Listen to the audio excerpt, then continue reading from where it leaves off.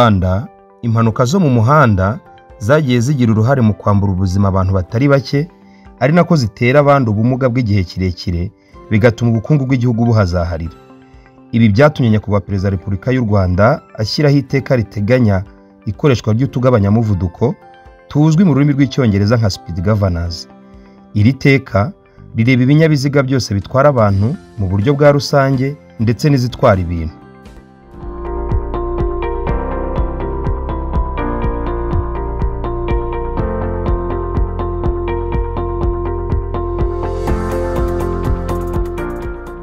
Murakaza neza muri Sator Rwanda Limited.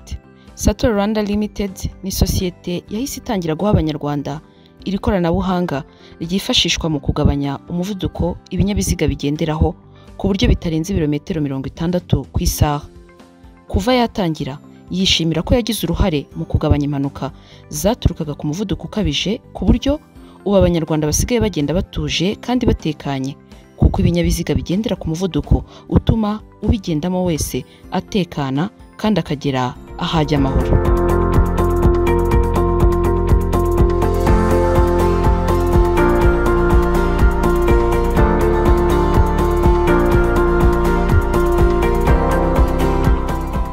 Mu rwego rwo kurushaho gushyira mu bikorwa iyi gahunda yo kugabanya ndetse no gukumira impanuka ziterwa n'umuvuduko ukabije, Sator Rwanda Limited yashyizeho ingamba zihariye zifasha mu kurwanya ko imodoka ziri mu ikoranabuhanga ryayo zarenze umuvuduko wagenwe.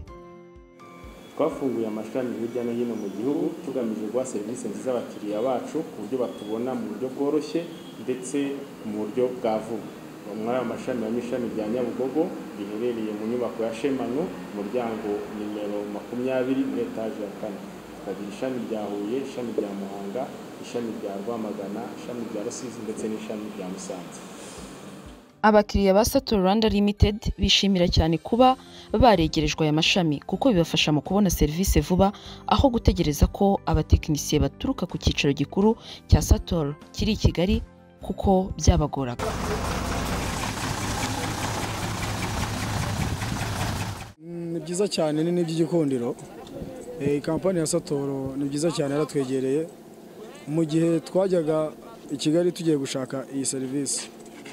Kandi Sator ikitandukaniyeho n'izindi kampani runaka, baduha serivisi ku gihe kandi mu buryo bwihuse, bitewe n'uko wenda speed gabanje ko yarangiye ugenda then bakaguhamagara. Ibyo ni bimwe muri serivisi nziza baduha kandi baduhera igihe. Uretse kuba barafunguye amashami hirya no hino mu gihugu, Sator Rwanda Limited banashyizeho ikoranabuhanga rifasha abakiriya bayo kumenyeshwa mu buryo bw'ako kanya ko ibinyabiziga byabo bigize ikibazo byatuma utugabanyamuvuduko tudakora neza. Twahisemo gukoresha uburyo bwo kohereza abakiriya bacu ubutumwa bugufi bubamenyesha ikibaye ku kinyabiziga cyabo, aribwo bujyanye no kuba ikinyabiziga cyabo kiri offline cyangwa kiri online. Hanyuma tugasaba umukiriya kugumisha ikinyabiziga cyaho kiri, tukohereza umutekinisiye wacu akakigeraho mu buryo bwihuse, kugira ngo tubanze dukemure ikibazo kiri kuri icyo kinyabiziga, kibonereho cyongere gisubire mu kazi. Hejuru y'ubu buryo kandi, Sator Rwanda Limited yashyizeho abakozi bashinzwe guhamagara abakiriya bayo bose bafite ibinyabiziga bifite ikibazo, kugira ngo babamenyeshe ko ibinyabiziga byabo byarengeje umuvuduko cyangwa se byavuye ku murongo, ibizwi nko kujya offline. Akazi kanjye ka buri munsi ni uguhamagara abakiriya ba Sator Rwanda Limited bafite ibinyabiziga byagaragaje ko bifite ibibazo. Ikoranabuhanga ryacu rigaragaza ibinyabiziga byose byahuye n'ikibazo. Ikinyabiziga cyose kivuye ku murongo nk'uko mubireba kuri iyi screen, gihindura ibara kikajya mu mutuku. Nubwo bahita babona SMS, ndanabahamagara kuko hari igihe usanga hari umukiriya utabonye SMS bitewe n'imirimo aba arimo itandukanye. Turavugana kugira ngo turebere hamwe ikibazo ikinyabiziga kiba cyagize, tukagifatira umwanzuro, nyuma nkaza no gutanga ripoti ku bayobozi banjye. Uretse ubu buryo kandi, Sator Rwanda Limited yashyizeho uburyo bwihariye bufasha abakiriya bayo kubona ubutumwa bugufi bubibutsa ko ikoranabuhanga bahawe rikeneye kwitabwaho cyangwa se gukorerwa maintenance.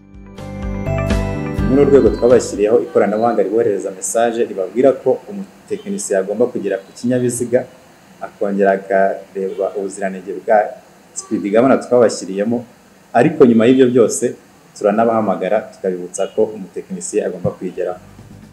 Mu kurushaho gufasha abakiriya bayo kandi Sator Rwanda Limited yashyizeho uburyo buri mukiriya wayo ukoresheje telefone iyo ari yo yose akanda akanyenyeri 744 urwego akabona amakuru yose yibanze ku kinyabiziga cye atiriwe ahamagara. Ibi abikora igihe cyose ashakiye aho ariho hose akoresheje telefone ye.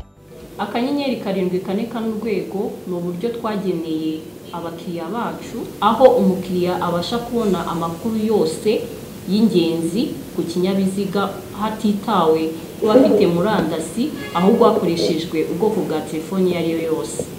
Nyuma y'uko ikinyabiziga gihagarara kugira ngo kidateza impanuka mu buryo bwo kugira ngo dukumire impanuka, twaje gusanga cya kinyabiziga aho cyahagaze uwagiye kugikora agomba kugiha fomu igaragaza icyakozwe ku kinyabiziga kuko cyaba cyavuye ku murongo cyangwa se cyaba cyarengeje umurongo. Muri ubwo buryo nubwo dukoresha fomu dutanga imeze gutya, akaba ariyo igaragaza ibice bitandukanye, imyirondoro y'ikinyabiziga, icyabaye ku kinyabiziga n'uwakoze ikinyabiziga, hanyuma n'umuyobozi wa operation wamwohereje wamwohereje kugira ngo akore neza cya kinyabiziga. Ni muri ubwo buryo rero twahisemo bwo kugira ngo turusheho gutanga serivisi nziza kandi tuziha abakiriya bacu. Iyi nyandiko yerekwa ababishinzwe bose ikagaragaza ko ikibazo cyabaye cyakemutse kandi ko noneho ikinyabiziga gikora neza kandi ko byemejwe n'umutekinisiye wakigezeho na nyiri ikinyabiziga ubwe akabyemeza. Iyi nyandiko ni nayo yereka umuntu wese ubifitiye ububasha wakenera kureba ko ibibazo byagaragajwe byakemuwe. Kurwanya impanuka zo mu muhanda ziterwa n'umuvuduko ukabije ni inshingano za buri wese. Sator Rwanda Limited irashimira byimazeyo ba nyiri ibinyabiziga bahisemo gukorana nayo kandi kishimira uburyo ikomeje gukorana n'inzego zitandukanye bireba mu kurwanya impanuka zo mu muhanda ziterwa n'umuvuduko ukabije. Dushyire hamwe twese, dufatanye kandi dutahirize umugozi umwe, u Rwanda ruzaba igihugu kizira impanuka zo mu muhanda ziterwa n'umuvuduko ukabije.